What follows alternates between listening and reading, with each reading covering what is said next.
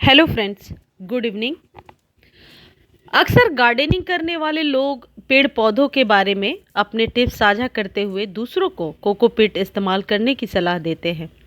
अगर आपको अपने गमलों को हल्का रखना हो तो पॉटिंग मिक्स में मिट्टी और खाद के साथ कोकोपीट मिलाने की सलाह दी जाती है। पर बहुत से लोग इस कोकोपीट से अनजान हैं। बहुत से कमेंट्स भी आते हैं और हमसे पूछे जाते हैं कि आखिर कोकोपीट है क्या और इसका इस्तेमाल क्यों करना चाहिए। तो फ्रेंड्स, आज इस वीडियो को आप अंत तक देखें और यदि जानकारी अच्छी लगती है तो चैनल को लाइक, शेयर और सब्सक्राइब करना ना भूलें। आज हम आपको इस बारे में पूरी जानकारी दे रहे हैं कि आखिर कोकोपीट क्या है और आप कैसे इसे घर पर बना सकते हैं। साथ ही कोकोपीट के क्या फ़ायदे हैं, इनका इस्तेमाल हमें क्यों करना चाहिए गार्डनिंग में। तो फ्रेंड्स, सबसे पहले हम ये जानते हैं कि कोकोपीट क्या है। यह एक प्राकृतिक फाइबर पाउडर है जिसे नारियल के छिलकों से बनाया जाता है। इस पाउडर को लोग ईंट, ब्रिकेट्स आदि का रूप देकर बेचते हैं क्योंकि यह मिट्टी और पेड़ पौधों के लिए बहुत ही प्रभावशाली है। फ्रेंड्स, इसको बनाने के लिए सबसे पहले आप सभी छिलकों को इकट्ठा करके एक साफ सुथरी जगह पर रखकर धूप में 3-4 दिनों के लिए रख दें। जब आप इसे धूप में रखेंगे तो इसके जो ये रेशे हैं, जो फाइबर है, वह टूटने के लिए अच्छे से टाइट हो जाता है। जिस तरीके से अभी आपने देखा कि मैंने रगड़ करके इसके डस्ट को निकाल लिया है। दूसरे तरीके में आप ये भी कर सकते हैं कि इन छिलकों को छोटे छोटे कैंची से काट लें और काट करके ठोस पार्ट को हटा दीजिए। सिर्फ जो सॉफ्ट पार्ट है उसे ही छोटे छोटे कैंची से काट लीजिए और अब इसे ग्राइंडर में अच्छे से ग्राइंड कर लीजिए। क्योंकि यह बहुत हल्का होता है इसलिए इसे पीसना आसान नहीं होता।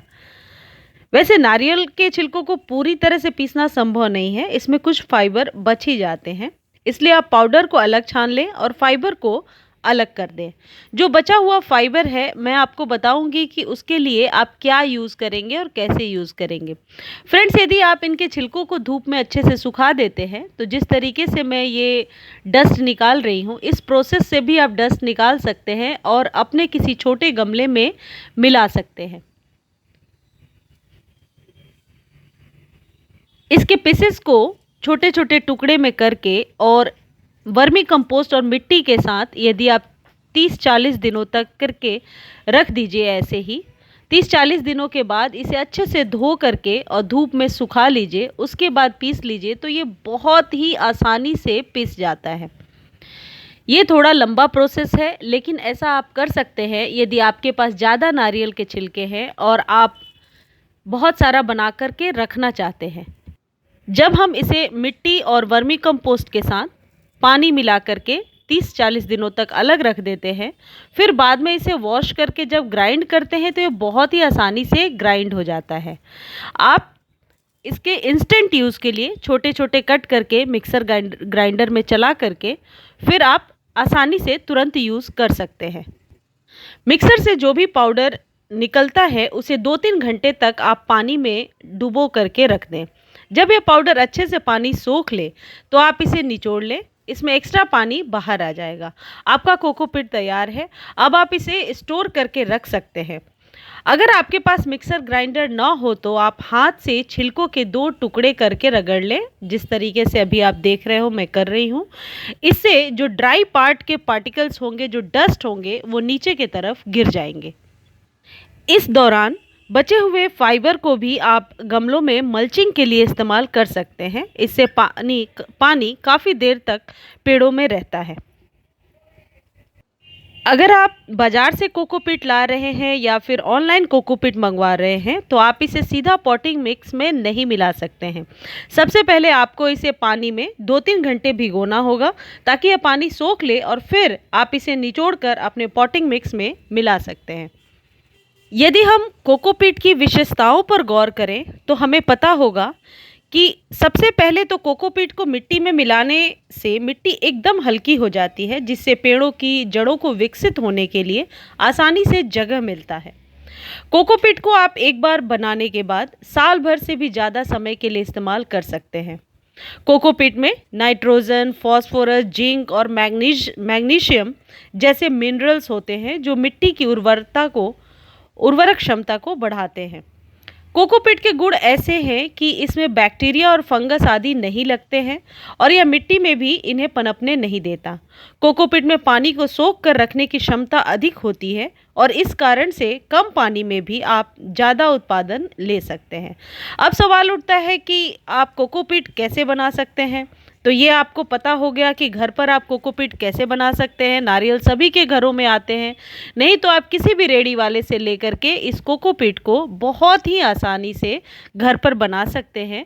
यह एक नेचुरल प्राकृतिक तरीका है, मिट्टी में मिलाकर या बिना मिट्टी के भी, बिना सॉइल के भी आप गमले को हल्का रखना चाहते हैं, जो हैंगिंग बास्केट के लिए हम प्लांट्स यूज़ करते हैं, उन्हें कोकोपीट में उगाइए। बहुत ही अच्छी जर्मिनेशन भी होती है और प्लांट्स भी बहुत ही अच्छे चलते हैं।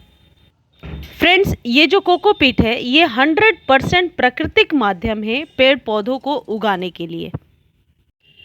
कोकोपीट एक तरह की आर्टिफिशियल मिट्टी है जो नारियल के छिलकों यानी कोकोनट हस्क से तैयार की जाती है।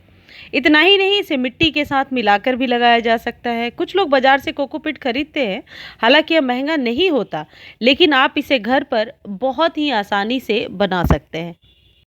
फ्रेंड्स, क्या आपको पता है कि नारियल में जो जटा जैसे रेशे होते हैं जिनमें भारी गैस को खींचकर पर्यावरण को शुद्ध करने की क्षमता होती है। नारियल की यह क्षमता पौधों और वातावरण के लिए लाभकारी होती है। आप नारियल के छिलकों को बहुत तरीके से यानी 2-3 तरीके से अपने गार्डन में इस्तेमाल कर सकते हैं। जब आप नारियल की जटा को निकालते हैं, जैसा कि अभी आप देख रहे हैं, तो बुरादा निकलना शुरू हो जाता है, यानी कि जो हस्क नीचे गिरता है, आप इस हस्क को सीधे ही इस्तेमाल कर सकते हैं। इसके अलावा आप इसे 1 महीने के लिए डीकम्पोस्ट होने के लिए छोड़ सकते हैं, जैसा कि अभी आपको मैंने बताया कि इसको 30 से 40 दिनों के लिए डीकम्पोज होने के लिए रख दीजिए। यह काफ़ी अच्छा तरीका है, लेकिन नारियल से बुरादा निकालने में काफ़ी समय लग जाता है, इसलिए आप इसको छोटे टुकड़े में कट करके डीकम्पोज होने के लिए इसे रख दीजिए 30 से 40 दिनों के लिए। बाद में आप हाथों से तोड़ करके भी इसे इस्तेमाल कर सकते हैं। यह इतना टेंडर हो जाता है, यानी इतना सॉफ्ट हो जाता है। फ्रेंड्स, ये देखो, ये धूप में रख दिया था मैंने और इसे कितने हस्क जो है आसानी से निकल गए। अब इसे मैं पानी में भिगो करके 2-3 घंटे के लिए छोड़ दूंगी और फिर इसे डायरेक्टली ही अपने गमले पर यूज़ करूंगी। फ्रेंड्स, जब 30 से 40 दिनों के बाद हम इस हस्क को यूज़ करेंगे, निकालेंगे, तो आप देखोगे कि इसका कलर ब्राउन से ब्लैक हो गया है, क्योंकि इसे मिट्टी और पानी के साथ हम अभी दबा करके रख देंगे, ऊपर से कोई भारी चीज़ रख देंगे। यह एक बहुत ही प्राकृतिक तरीका है कोकोपीट को तैयार करने का, 100% ओरिजिनल भी है। आप बहुत ही आसानी से इसे बना सकते हैं। ये मिट्टी है और थोड़ा वर्मी कंपोस्ट मिला लिया है मैंने, और डीकम्पोस्टिंग के लिए इसे हम रख देंगे। किसी भी जगह रख सकते हैं, ज़रूरी नहीं है कि धूप में रखना है, किसी शेडी प्लेस पर भी आप रख सकते हैं। फ्रेंड्स, यदि जानकारी अच्छी लगती है तो चैनल को लाइक, शेयर और सब्सक्राइब करना ना भूलें। Thank you friends.